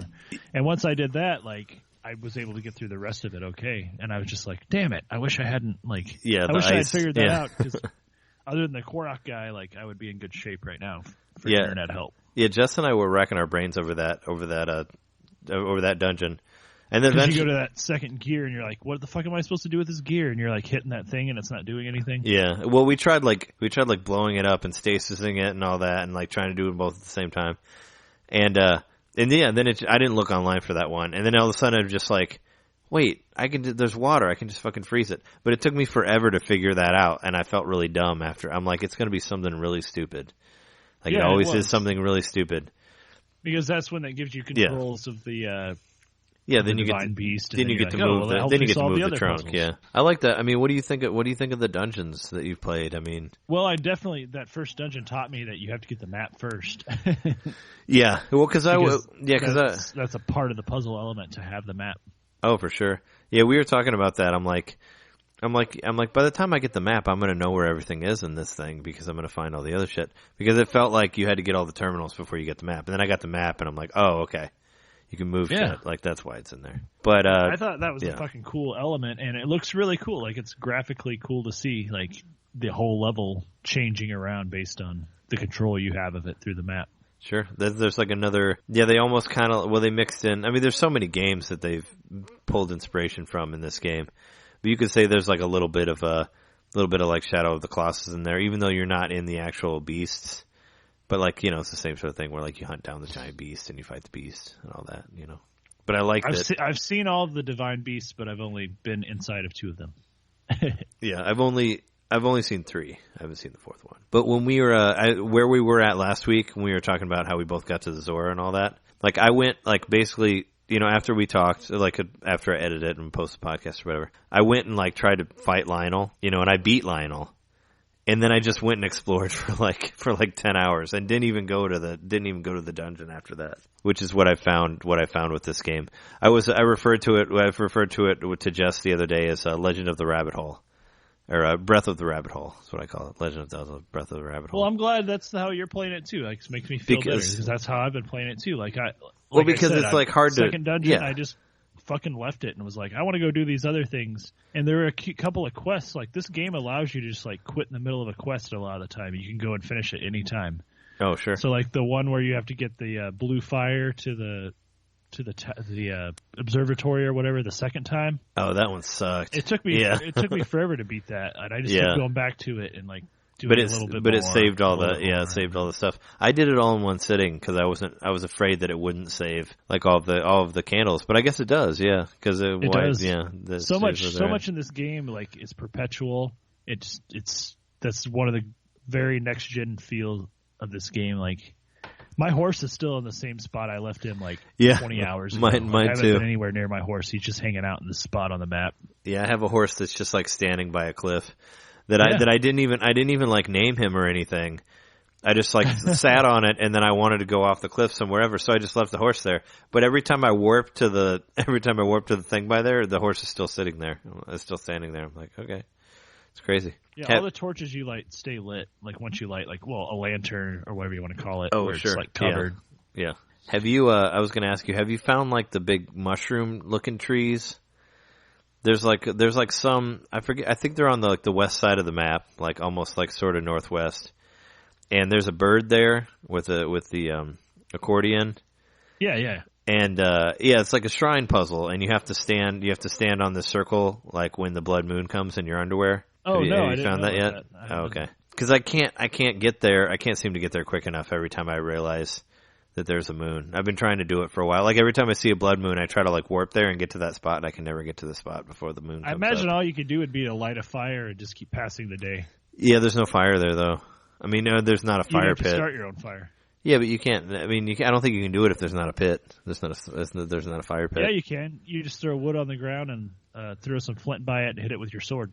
Oh, okay. Yeah. Well, I guess fire anytime you want. I guess I'll have to make it pass the time. Okay, I didn't know that. I thought you could only do ones like pre-existing fire pits because I've only done it by ones that have have things that you can cook on or whatever. Because if you remember last week, I told you the way my brother got the first. Oh yeah, throwing the wood. He was throwing wood in front of him and then setting on fire. And like getting close to it and using that to like heat up and then go to the next section with his wood that he had collected. That's such a ridiculous way to do it. Like aside from, I guess. I know. I was like, really? That seems like just. I mean, that's like. I guess that's like when I used the ice pillars to like cross over this giant sea to get to that stupid shrine. You know, when I kept getting that shit thrown at me. Even though I didn't realize I could have just shot that guy with the arrow, like the fucking. There was a shrine I played where like it has you like fire stuff with like a mechanism into the holes, and I realized I could just like walk on the water with the ice and just throw it right in the hole. Oh yeah. Oh sure. Yeah. I was like, oh really? Is it that easy? I feel like I'm like playing a skee ball and I'm just like walking on it and throwing it. Oh yeah, just going right up there and just dropping it in the 100 point thing. Yeah, for sure. But are you still liking the game? I actually. Yeah. So have you done one of the the bird things where it's by a tower and it said like. When the sun shines from the northwest, an arrow flies from the shadow of the tower. Have you done that one? No. That one was cool. That one I really liked, and I used what I just told you. Because it wait, are you talking about a day? I was using the wood to like advance time. Are you talking about the Are you talking about the heart, the one with the heart, like the song, the Rito song? Nope. Oh, okay, because there's a similar thing that I couldn't figure out. It's right next to a tower. Like it's one of the towers you get. And it's a huge tower that like goes all the way down, like where you can't see the bottom of it. Oh, maybe I didn't. Maybe I didn't get there yet. Then. Okay, it's a giant tower. Because there's only 2 towers. How to do? Yeah, there's only 2 towers that I haven't found of like the whole. Oh, map. I've actually completed the map. I guess I didn't mention that. Oh, okay. It told well, there me you go. I completed the map in my. Oh, nice. Yeah, I was in encyclopedia or whatever. I was looking around in one of the snow areas, and it was so foggy that I couldn't see. I was actually trying to find one of the towers, and I could not find it because I couldn't see anything because of how snowy it was. But yeah, I definitely rarely use my horse. I just like warp to the towers and jump off the towers. Yeah, I don't use the horse either at all. I warp to whatever the closest thing is to wherever I'm trying to explore, and then I just go there. Yep. I found a dragon that I actually got to interact with, which was really cool. And I was just trying to climb up. I was just trying to find one of the memories that I thought was over by like Mount Lair Naru, or how do you pronounce that? Lanayru. I always say Lanayru. It was actually a place from Skyward Sword. Was Lanayru. But yeah, I was just like exploring the mountain there to try to find this memory. And I was like, oh, there's this weird purple thing over there. It's like a weird looking purple mountain. And it was like a fucking dragon just sitting on it. And it had like all this infection on it, and I had to shoot the infection off of the dragon, which is really cool. It was kind of like and it had like the upwinds, so you could like kind of float and shoot it wherever. Which cool. They did the same thing for the bird island, which in last week's episode I mentioned that as being I thought it was a ship, an airship, which it turns out it's the beast. I guess I should have figured out it was the beast. The floating bird. So really, from the get go, if you look in the right direction, you can see the first divine beast. You can, not the first one you'll fight. Oh, sure. I actually really enjoyed that. I really enjoyed that dungeon. I thought that was really fun. The bird one, the one that you gave up on, or that you just decided to go do other stuff on. I just put a pin in it. Oh, sure. Go back to it. Yeah. So, but I've been wrapping up. Like I said, I've gotten a ton of shrines, and I've been like doing a bunch of side quests in the meantime, and just getting stronger and. Yeah. I'll go back to it and hopefully just like breeze through it. Yeah, it depends on like today I was just like killing time a little bit, like cuz I had somebody coming over like in an hour or something, and I was just like, "Oh, I'll just go through and do some side quests." And I was just like doing a couple of those, but then I found that dragon, and it's like just trying to do one thing and then you fall into another thing and another thing, and it's kind of how it works. But that's what I was saying, like why it's Breath of the Rabbit Hole. It's like you're trying to do one thing and all of a sudden like 6 hours later you're like, "Oh my god, it's like 7 a.m. and I don't even know what's going on." I'm still playing this game. Like that happened to me a bunch like last week where I was like, why? I was like, I can't stop. And then I'm I'm just going to go to this shrine and save at this shrine and go to bed because it's ridiculous. But yeah, it's like so much fun. It's so much fun to explore things that it's just like, just goes and goes and goes and goes. Which makes me wonder. You always want to climb like whatever's the highest thing next to you and like float off of it towards wherever you're going. Oh, sure. Well, you get, after the first dungeon, we both, you get that thing that brings you back to life plus like 4 extra hearts, which is really, really helpful. You don't really need to eat food as much, and you don't need like fairies as much. But the power up that you get from the second one is really helpful too. I'm not going to tell you. Which I don't know yet. I'm not going to tell you what it is, but I was reminded of it from what you were just saying, is all I'm saying. That's my it must be something stamina based. Well, I won't say anything. But it's cool. I like the 2 powers that you've gotten from that. And apparently everybody's loving the Zora Prince guy. He's getting a lot of love online. Yeah. Of what? Is that people are getting thirsty about him? Yeah. Getting thirsty for the Zora Prince I don't even know what his name is. What's his name? Prince something. Well, yeah. It's like it starts with an R. Isn't it like Sidon or something like that? Oh wait, yeah, it is. Yeah, it's not an R. Yeah, so I beat that, and you get your first indestructible item from there too, or first indestructible weapon from the dad there. It gives you the trident, the ceremonial trident, which I think that I might have thrown away, or it's Prince Sidon. Yeah, you're right. Yeah, I think I might have either thrown it out or I must have, but I would have known when I broke it that it was broken in my inventory. Yeah, I don't know. Maybe I never got it in the first place. Yeah, I have yet to break mine. Like I've had it for a while, but they said you can come back and get it repaired. But I haven't broken it. But it's like a damage 22, so I haven't really used it a whole lot. I have a silly weapon that I haven't been able to convince myself to get rid of, but I don't think it ever breaks. So I guess I do have an unbreakable weapon. Is it the leaf, the Korok leaf? No, it's this bouncy hammer thing that it doesn't take away very much damage, but it always knocks the bad guys really far back. Oh wow, I haven't seen one of those. Yeah, so you could like just try to knock them off cliffs and stuff if you don't want to deal with them. That's nice. It doesn't really like let you collect items from them unless So mostly it's just to like deal with them like they're a nuisance. Like get the fuck out of my way. Have you have you seen the Donkey Breath YouTube video of that? It's you're talking about Donkey? Donkey breath? Yeah. Yeah, I haven't seen that video yet. I've been so afraid of spoilers that I've been avoiding. Oh, there's not really anything spoiler in it. It's just like kind of like the highlights of him playing it and just him like getting killed for dumb reasons and like making jokes and stuff.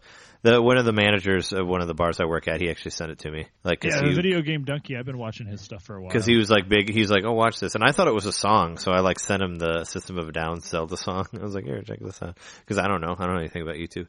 But I watched it, and it was like, at some point.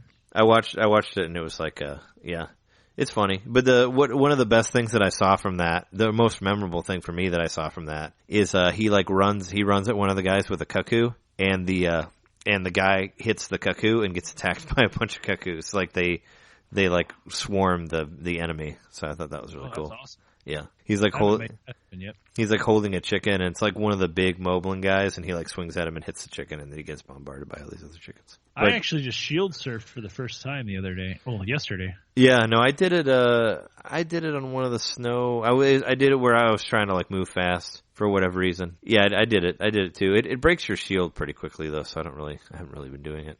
Have you been able to deflect the Guardian's lasers? Have you done that yet with your shield? No. That's probably one of the. It's hard to do, and it'll break your shield also if it's not strong enough. But I've been using the Night Shield. It's like 50. It's like 50 defense, and it lasts for a while.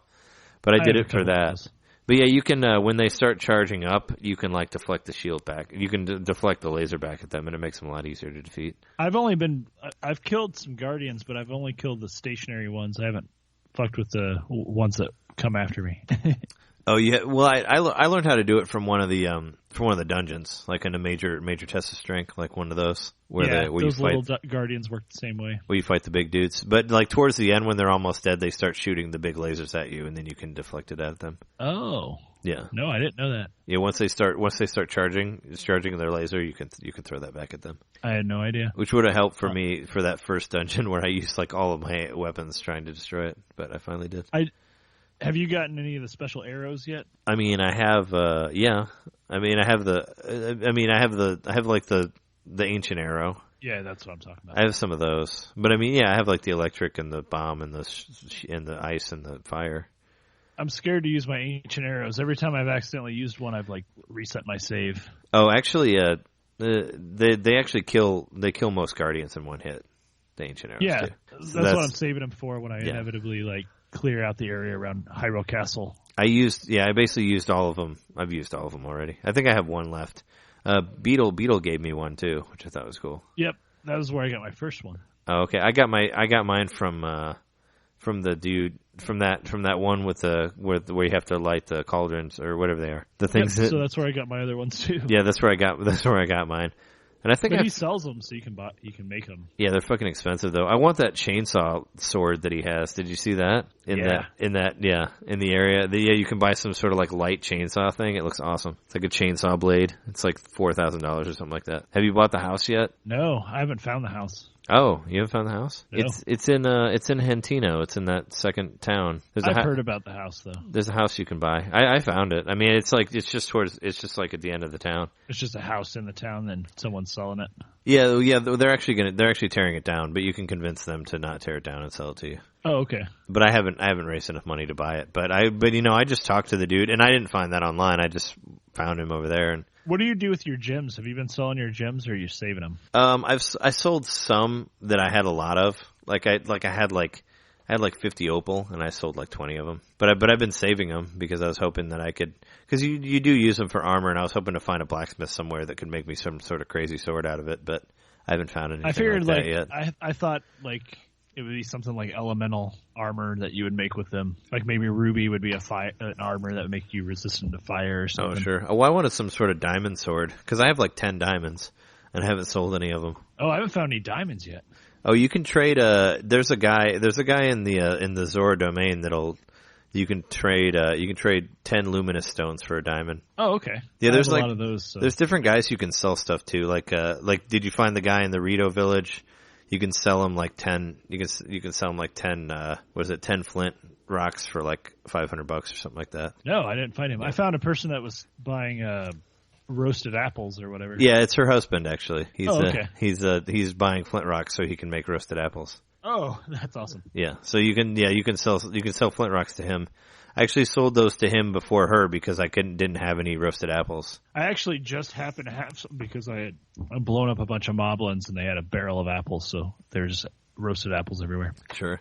I had one apple and I tried to roast it and I accidentally cooked it and it ended up being, it's not a roasted apple. You have to you have to drop it in. You can't cook it to make it a roasted apple. It has to just be in the fire. It has to be by the fire, yeah. But you can't if you put it in the pot. It turns into simmered fruit, even if it's just one apple, which I didn't know. So, what's your favorite recipe? My favorite recipe is the fruit and the Hyrule herb. Yeah, I don't know if you use the hardy.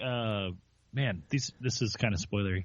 If you use the hardy durians that you get at the southeast part of the map. Yeah, I found the hardy durians, but I haven't combined them with anything. You combine one of those with a Hyrule herb, and it gives you full health recovery plus 4 hearts. Oh, I've done more than that. I have full health recovery plus 15 hearts. Oh, really? Yeah, and that's just for cooking a whole lot of hardy radishes. That's all it takes. Oh, okay. I've cooked. If you cook 5 hardy radishes, you get plus 15. You get plus 15 but you hearts. have to find all the hardy radishes. Yeah, they're all over the place. I had 30 of them at one point. Oh, really? With this, there's this area where there's just 20 or 30 of these durians, and each one gives you full health with one Hyrule herb. Yeah, you can actually just cook a durian and it'll give you plus hearts also, without the herb. But it won't give you the full recovery. Yeah, no, it'll give you a full recovery plus a yellow heart. Oh, really? Yeah. All those, that one and the mushroom does too. The hardy, whatever it is, the truffle, the big truffle, that'll do that too. The mushrooms will, and the hardy radishes, and the big hardy radish. I think some of the carrots do that too, the bigger ones. Apparently you can feed horses carrots too. I didn't know that. You can put a carrot in your hand and walk up to a horse and it'll eat it. It'll help you tame them quicker. From what I heard, by feeding them carrots. I thought that was pretty cool. Yes, it's amazing. It just keeps going and going. I feel you just find more and more and more to fall in love with this game. There's some stuff about it, I'm starting to have a few little gripes, but mostly it's just everything's so well fleshed out. For instance, why do the boats work like they do? The boats are kind of what? Oh, why can't there be a real boat that you can use? Oh, you mean how you fan the leaf at it? Yeah. And why can't you really swim? Maybe eventually you can really swim, but yeah, even with the Zora part of this game. Even with the Zora outfit, you can't really swim that well. I was hoping you'd be able to swim a lot better with the Zora outfit. So yeah, the whole water mechanic, I guess the ice mechanic with the water is really really cool. So maybe that's just what replaces all the swimming. Yeah, maybe stuff. But my biggest gripe with the game and why I've there are a couple nights that I've not played it just because I don't want to play for 8 hours. So I just played something else. The other night I played Final Fantasy 15 because I didn't want to play I didn't want to play as long because I could play for 3 hours on that and then just stop. So I was getting there was a couple nights where I just played the shit out of it and just kept playing Zelda and I kind of I was I got a little burned on it, so I had to take a couple day break from it because it was getting. Oh, I've taken breaks from it. Yeah, it was getting to be too much. So I've been kind of off and on. There were a couple days where I was playing it really, really long, and I'm yeah. I played Dragon Quest V for a little bit, and then I played some Final Fantasy. So have you started seeing your play history on the Switch? I haven't looked. After a certain amount of days, it'll start showing your total time. I don't know why. Do you have to look under your profile? Yeah, in your actual profile. Oh, okay. No, I haven't looked because I haven't really. All I've really been playing on it, for probably I don't know. Probably the thing I played the most on the Switch is probably King of Fighters 98, I think, maybe.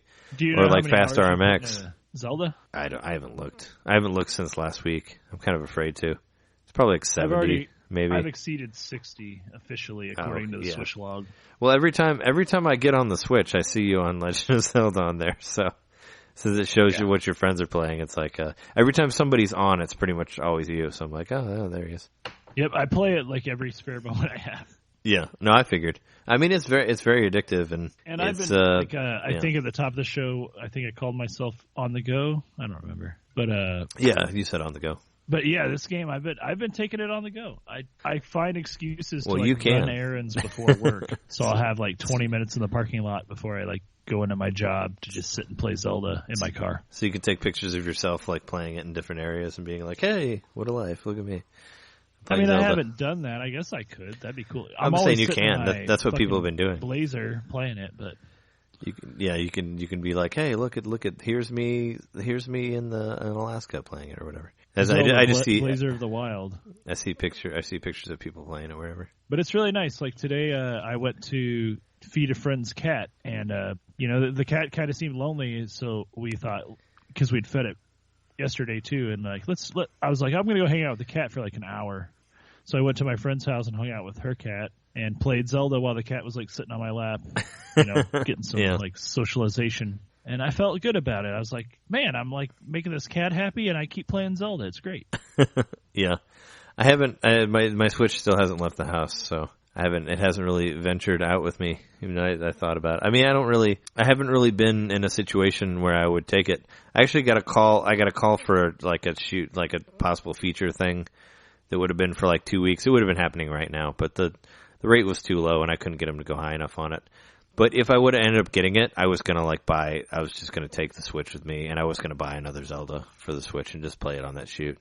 Was my plan if I did get it, but I ended up not getting it. Start over again? Oh yeah, because I didn't want to take the Wii U and the Switch. I'd just buy it again and I'll just play it. I was like, I'll just start from the beginning and play it on the shoot. It's so that I can play it like if there's downtime. That's what I was going to do. But that was before. The thought of doing that right now makes me tired just thinking of it. Well, that was even though I just bought Zelda. Well, that was before I was like 30 hours into it, though. I mean, this happened like last week.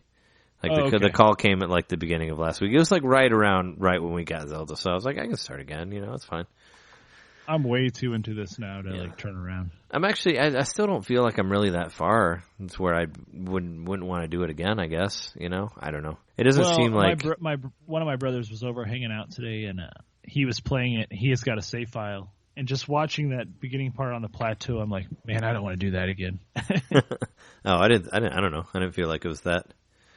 I didn't feel like it was that bad. It wasn't. It's not that it's that bad. It's just that I remember it so vividly because it just happened, and I'm like, I don't want to do that. Like, it just seems boring to do that same thing again.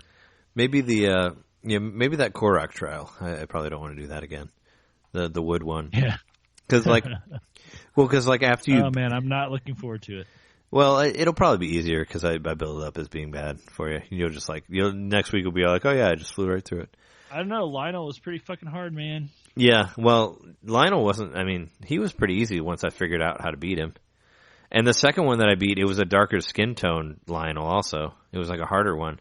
And he had a Lionel basher, which I thought was funny. He had like a big club called the Lionel basher. Mm-hmm. Isn't that weird? Like to carry around a club that's like I carry a club called like the Tray Killer or something like that. It's like, what? Right, I don't know. But it's not that it's to kill trays, it's that you tray and you have the killer. Yeah, it was just, I thought it was funny. Lionel Basher. All the different things that he drops are all named after him. So his Basher, which is to him is just Basher. Yeah. But to everybody else is Lionel Basher. Oh, sure. Yeah, because it was just like a big club. It's just like a big strong club. But yeah. And I used his sword for a while. I thought that was pretty cool, like the other one. And I still have his. I think I still have his shield. Have you run into like the weird enemy in the desert that like comes out of the ground? I don't know. I don't think so. Is it super weird? It's just another one of those weird bosses that shows up. It's not the rock guy. You've ran into the rock guy, I'm sure. Yeah, I've got the rock guy and the little rock guys. The one, yeah. There's little tiny ones too that you have to like blow up, like little baby ones. I've run into those. And the rock guy comes out of the ground. I've played a couple different versions of him. And I did like different Hinoxes also, but yeah, there's one that I've only ran into once, and it's by an oasis in the desert. But you'll see him. But I haven't fought him yet. Yeah, I haven't gone over there yet. I just avoid him. Yeah, sure. Because he just like swims underneath you in the sand and like kicks you up in the air and like. Is he a cataquack? Like those guys from Super Mario Sunshine? Is he a cataquack? Do you remember those guys? He's kind of cataquacky, actually. He does the same thing, but like they go under you and flip you. It's kind of nice because the HD Rumble like lets you know when he's like on your trail, and you can kind of feel where he's coming from, and you got to like run away from him. Oh, well, it's not full HD Rumble, not the Zelda one. I know, it's just true. But the Rumble in general, it does it. But yeah, no, it's we'll be playing it for a good time. If we ever make it to the end, we'll do a spoiler cast, of course. where we talk about it as a whole. But I was listening to stuff today, people saying like they played for over 100 hours, and then it only said like 15%. There's like, I don't know. Does it tell you a percentage at the end when you beat it? Supposedly there's a part that you can find while they give you a percentage before you beat it. Yeah, there's a guy you can find that'll tell you like how far you are in a certain town. I don't know where. I haven't found it yet. And there's was it 900? There's 900 Koroks, right? I have 54 of the Koroks. Is how many that I've found. Yeah. It's something stupid like that. I'm still like I'm under 50. And there's I even hit 50. I mean, spoilers. I saw it online. You get like a special Korok seed from Hetsu or whatever if you find all of them. They said it kind of looks like a turd. Kind of looks like poop. I'm sure you saw that. It looks like a seed, but it's like spiraled, like brown and gold. Yep. And it says like in the description, it says it smells bad. So I don't know. Maybe you can cook that into something. Did you find that weird girl in the desert that's like making food out of like ancient gears and stuff like that? Have you found her? Yeah, she's like, "Do you want to know my recipes?" Have you tried any of those recipes? And throw some ore in there. Have you tried any of those recipes that she told you? No, I haven't tried any of the recipes that she said. I thought about doing it just because, I mean, it sounds awful, but I like wondered if it did something, but I just didn't want to waste the meat that I had, But she kept saying like every time she did it, she'd get a dubious recipe or whatever, so. Yeah, but then she said she was trying to like, I don't know. I thought there was there must have been some sort of reason for her to say that, right? There should be some sort of, I don't know, secret to it. I didn't try it. I just thought maybe, yeah. I don't know. Because everything seems to be like have some sort of puzzle to it, But after what was it? After I got the Master Sword, I did try to go to the castle. I tried to go into the castle and fight Ganon. I couldn't make it. I got killed. Yeah, before I got I've there. been in Hyrule as well, but I didn't make it to Ganon. Did you go into the castle? I guess I haven't. I don't know. I got to where it was playing the music, if that's what you mean. Oh no, I couldn't make it into the castle. I tried going for the castle and I got killed. I got killed really quickly because there were a lot of guardians there, and I couldn't defeat them. But once I got this, did you actually get into the castle where the mini map showed up? No, I didn't get to the castle. I went towards the castle, and I died on the way to the castle. I didn't even make it to the memory in front of the castle. There's a guy that tells you how to get to the castle. I guess so. I did what he said. So you kind of get into it from a different angle, and like, yeah, it was crazy because I was like, I'm just going to try what he said, and I did it, and like, I was not ready, and like the music changed, and like a map showed up of the castle. Oh, and you're like, oh shit! And I'm like, what the fuck? And like, I got killed so fast. Yeah, no, I just was like, I was just joking. We were playing with Jess, and I'm like, okay, I got the sword now. I'm gonna go to the castle. She's like, really? I'm like, yeah. We're just gonna go. And then I just went there, and there were like 5 guardians, like all chasing me, and I'm like, and then I died. Like, okay, let's just reload. Now that I have the sword, I might try it again. Yeah, no, I just ran over there I was like, I'm just gonna try it, and I didn't make it. But apparently, did you see people are speedrunning the game like in less than an hour now? I've read these things, but I haven't looked at it. But I watched a little bit of it. I didn't watch people are exploiting certain things to like get through the shrines really quick. Yeah, I didn't watch the whole thing, but I watched some of it. I didn't watch them when they got to the castle because I didn't want anything to be spoiled because I haven't been in there yet. But yeah, it's a great game. I'm sure we'll keep doing updates every week. It's just crazy, like all the different stuff you can find and like all the different ways you can do things. Yeah, it just makes exploring so much fun. Like I've had a lot more fun exploring than doing like any of the shrines or the dungeons or anything like that. It seems to be trying to like feel like you're breaking the system by like solving things in different ways or what are intended. Oh, sure. Well, I felt like I kind of broke the system when I beat that major test of strength early because I got a 60 damage weapon, which I used to kill Lionel with, so I felt a little, because then all the stuff I got from him was like way lower than what I got from that shrine, So I felt like I kind of broke the system there a little bit. And that's why I was trying to beat Lionel, because they're like, you don't have to beat Lionel. But I was like, but I want to be ahead of like the other stuff, So I've been trying to kill everything. When I looked up that thing about the how to get the map, it was like it was a whole like walkthrough of the section or whatever, and I just was like following through. I did this. I just want to get to the part where I'm at, and it's like, don't fight Lionel. It's like just go around and get the arrows. Don't fight him. Oh, stasis. So whatever that walkthrough in particular was like, you're not ready to fight Lionel yet. Well, I had already beat Lionel at that point. I'm like, oh shit. Oh, yeah. So I'm probably strong enough to get through this dungeon pretty easy. And I actually, I like tore through that first dungeon Yeah, fast. That boss was no Lionel, that's for sure. I know that boss was so easy compared to Lionel. Yeah, that boss is pretty easy. Yeah, Lionel's probably like he's like been my favorite bad guy so far since like he was the one who kicked my ass the most, I guess. He kind of reminds me of he doesn't fight the same way, but he reminds me of the rock guy in Metroid Prime that we like obsessed over. Yeah, I like, thought about and stuff. I actually thought about I thought about doing that, like because we both wrote poems because you wrote you wrote Flagra. You wrote one about Flagra, right? Uh-huh. Because we did when we were in college. We both wrote poems about Metroid Prime guys, and mine was you did Flagra and then I did Thardus after that because that rock guy was so annoying. But if we could find those, we could read those at some point in a later episode. Get some kicks out of that. But Lionel was kind of like that. I almost wanted to write a poem about Lionel. I was getting really pissed off. I thought about that. Well, it was funny. The second time that I found Lionel was I just was like exploring and I just landed on a piece of, I just landed on the ground and he just like slammed into the side of me. I didn't even know he was there. Like it was, there was like no, it only took like half my hearts away. But yeah, I just landed and all of a sudden he attacked me and I'm like, oh fuck, there's another Lionel. But there was no cutscene or anything, cause it only does it that one time. Yeah. And I was like, oh fuck, this is a different Lionel. And I was like, yeah, I've seen two other Lionels, but I've avoided them. Well, I just turned around and I'm like, let's see if we can kill this fucker. And I just stasised him. He was a little bit harder than the other one. Like it took me a little bit longer, but he still didn't hit me. Like other than that one part, just cause I just run around and stasis him and hit him a bunch of times and then he falls down and then you run and then he seems to be the one that works the best with the stasis because if you hit him like 4 or 5 times, he'll stall after that. Like he'll fall down for a minute after you hit him and then you have enough time to like run around for it to charge. And I play chicken with him. I have him just run right at me and I freeze him like right before he's in front of me and then I just hit him and then he falls down. So right, you don't want to use your stasis on him too early because then you have to run to him and you waste the time of the stasis. Yeah, I wait till he stampedes me and I just stop him like when he's right next to me and I just go up to him and hit him a bunch. But it's become a thing for me. Like every time I've only found 2, but if I find another one, it would be the Lionel Hunter. That's how I fought all the guardians and stuff in the dungeons too. Oh, stasis them? Yeah.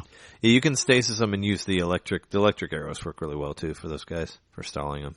I've like used a little bit of both, like for the guardians, for the ones that can walk around, like inside the dungeons. But yeah, I think we can put a pin in it now, right? Have we talked enough about Zelda since last time?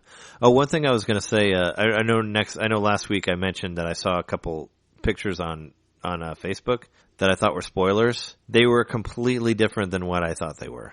So that's good, I guess. What I thought they were was way cooler than what they actually ended up being. Yeah. I basically saw the 2 pictures that I saw, they're both things that we've already seen, so I'm not spoiling anything to you. One picture was like 2 of the Koroks together, which you see at the Lost Woods. But the second picture was the picture of Link riding on whatever his name is, Ruto, or the guy who flies you through the bird dungeon. Oh, okay. And I thought that you were on one of the birds, like the bird from Skyward Sword. I thought you got a bird like that. Yeah, I thought you were on a loft wing. And I was hoping that where you were flying to, that was like the end of the game. That's what my mind thought from looking at the photo. I was thinking like, oh, he's on a loft wing, and you get a loft wing eventually, and you can fly to this island, and this island's the end of the game.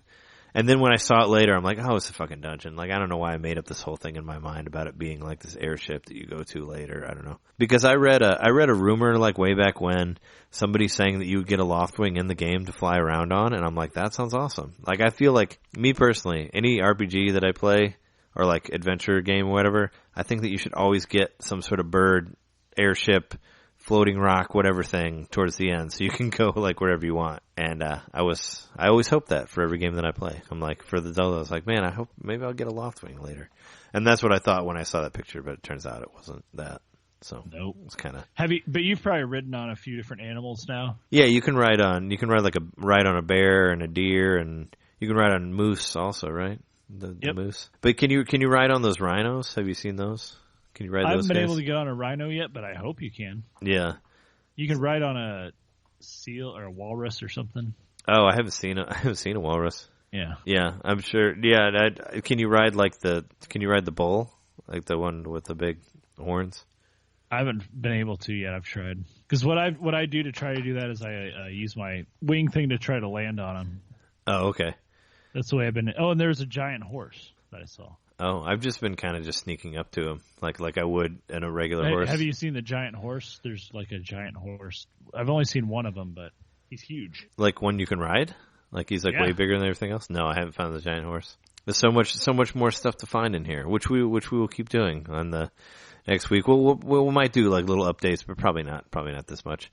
We're still kind of in the afterglow of the release of Zelda on the Switch and all that. But it's cool that it's so big that we just, would play it for, we'll probably be playing it till the day we die or something. Maybe. So depending on how large it is. But it's crazy. It's cool that it's that big and it's still a lot of fun to just explore. They did it so well, I feel like. So it's rare that I have a game like that where you don't really need an agenda. You're not like trying to like go to the next thing. You're just like, let's just go see what's over here, and I like that it has that in there. I know, man. I kind of wish that it had like gardening and stuff in it because I'd like to totally build a garden. Yeah, like a little bit of Animal Crossing in there where you can like talk to the people and collect some furniture while you're at it, right? Yeah, there's no big hurry. Like Calamity Gan's been waiting around 100 years, so yeah, right. Might as well spend another year like building a sweet garden. Yeah, I've seen a lot of like memes or GIFs or whatever of like jokes of that. There was like one thing that was like Hyrule Book or like Hyrule Facebook, and it shows Link like doing all this shit, being like, "Hey, everything's great. I'm like surfing around on my shield," and Zelda's like, "Where are you?" and like all caps. Like people doing stuff like that, or like, the king being like, the world needs saving, and like it's him cooking and catching cuckoos and all that. That's always been a joke with Zelda though, or with Zelda games where it's like, oh, you gotta do all this stuff. It's like, wait, I gotta go do this side quest, this other side quest and all that. That's part of the fun. But I think we put a pin in it here. We've been like recording for like 2 hours and it's almost bedtime. But, this has been episode 6-1, another NintenDomain podcast. Hopefully your source for your info on Switch games and Japanese Switch games and all that stuff that we talk about. Hopefully we've give you some insight on like the eShop and what you can do with your Japanese account. We've been your hosts. I'm Trey Johnson. And I'm Jeremy Mikowski. And check out our website, NintenDomainPodcast.com. Download us on iTunes or whatever podcast thing you listen to. We're probably on there. Give us a rating if you could, so we can get more people to notice us. Would be cool. And less than a month away, coming up is Midwest Gaming Classic or Midwest Gaming Expo, one or the other. We're going to that in Milwaukee, Wisconsin. So if you're going to that, look for us. We'll be walking around, going to booths and stuff, hopefully buying some used games. That second weekend of April. So it's like less than a month away, so we might as well start talking about it now. So if you're in the area and you're going up there, come say hello. We won't have a booth or anything, but we'll be walking around. We'll have a mobile booth. Yeah. But we'll see you next week. See you next week.